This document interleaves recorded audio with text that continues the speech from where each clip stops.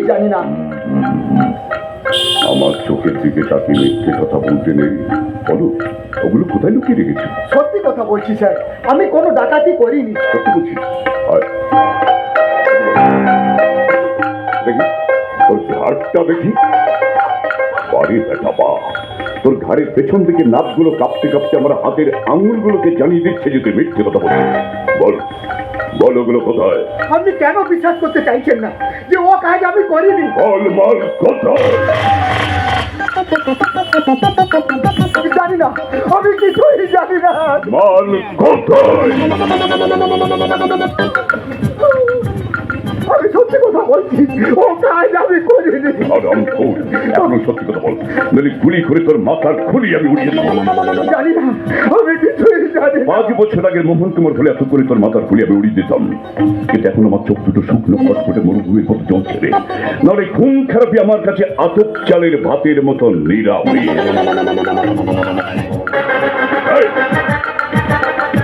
তোমরা কি কেউ কিছু বলবে না? অস্ত্র নামাও। না মানে বলছিলাম, নামাও অস্ত্র। ও আমার হাতে রিভলভার ফেলে নিয়ে আমার মাথা টার্গেট করেছে, আমার এতদিনের অস্তিত্বকে চ্যালেঞ্জ জানিয়েছে। চ্যালেঞ্জ কেমন কেমন কেমন? চলো গুলি চলো। আদাম খোর, এছাড়া তো বাঁচার কোনো রাস্তা নেই। আমাকে না মারলে আমার হাতে তোকে মরতে হবে, আর আমাকে বলে তুই বাঁচবে না, এদের হাতে তোকে মরতে হবে। তা মরবি যখন আমাকে মেরে মরতে হবে। চলো চলো গুলি, চলো গুলি, চলো। আবার চলো, আবার চলো, আর চলো, আর চলো, আর চলো।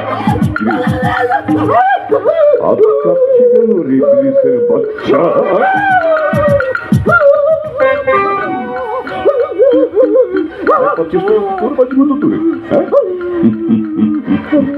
জানি 3 মাস চেষ্টা করে সফলতা না এলে তার মানসিক ভারসাম্য হারিয়ে যায়, আর এটাই আমার প্র্যাকটিস।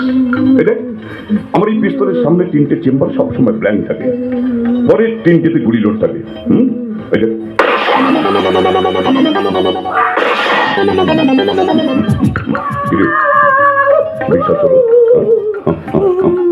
কিন্তু আত্মটোকে বাঁচিয়ে রাখা যাবে না, কারণ এই গুলির শব্দ আমার মাথার ভিতরে সেই পুরনো খুনের নেশাটা আবার, তাই আজ তোকে মরতেই হবে।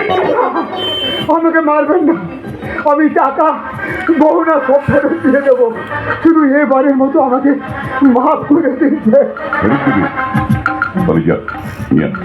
ভাইয়া ওকে চল, সব আমার কাছে আছে। আছে তো বের কর, বের কর বলছি।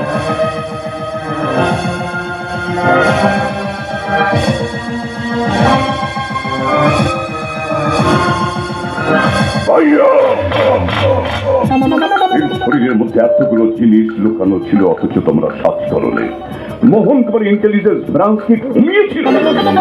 নেটওয়ার্ক ফেল করছিলাম, আমি কাউকে ছাড়বো না। সিসি ক্যামেরা ফুটেজ থেকে আমি সবার বিচার করবো। আগামীকাল এয়ারলি ইন দ্য মর্নিং। ওকে ওকে বস। জননেতা ত্রিলোচন সামন্ত বলুন স্যার। এবার আপনি খুশি তো?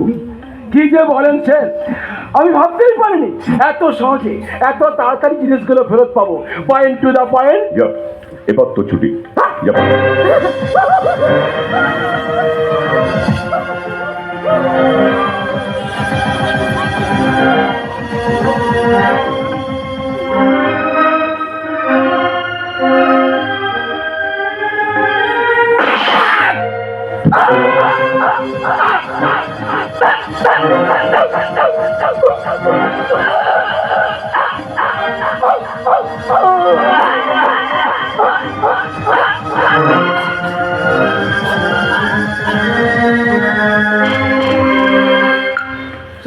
স্যার, একটা গোপেচারা মানুষকে আপনি ফোন করলাম